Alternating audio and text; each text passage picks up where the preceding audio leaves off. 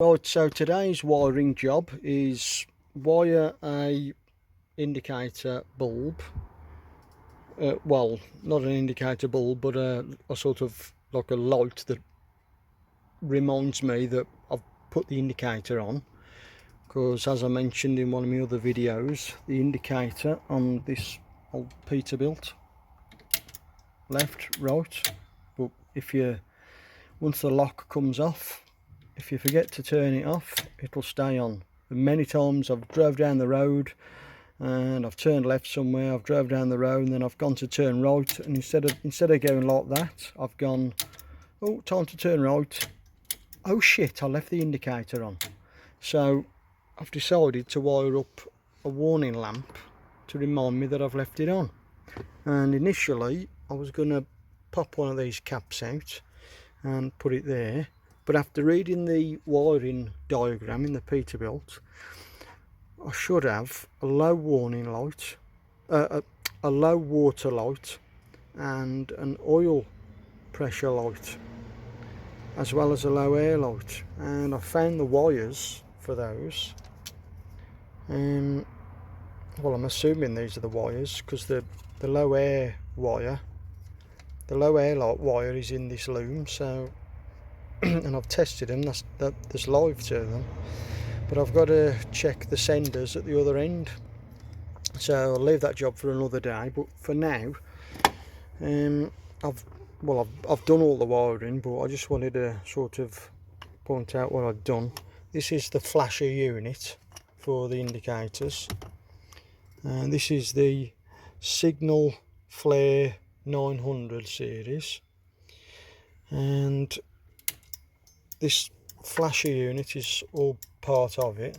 Now you can hear it ticking. So I've just literally spliced into it, and I've kept the wire yellow. I had to go out and buy a roll of yellow wire specifically because I wanted to keep it all colour coordinated. And then on the bulb itself, the yellow is the live, white is the ground, and there's these bullet plugs on. And I thought, well, instead of cutting the bullet plugs off, I'll buy some a bullet plug socket receptacle and you know, I can just splice into that. And then the only ones I could find though was black and white, not yellow and white. So for a short stretch I've got black wire instead of yellow, but makes no difference. So anyway, I've rambled on enough, so we're now gonna put the indicator on and see what happens. So indicator, and now just gonna ground it. So ground it on the body and see it work. And there it is. So left side, and then the right turn signal, perfect.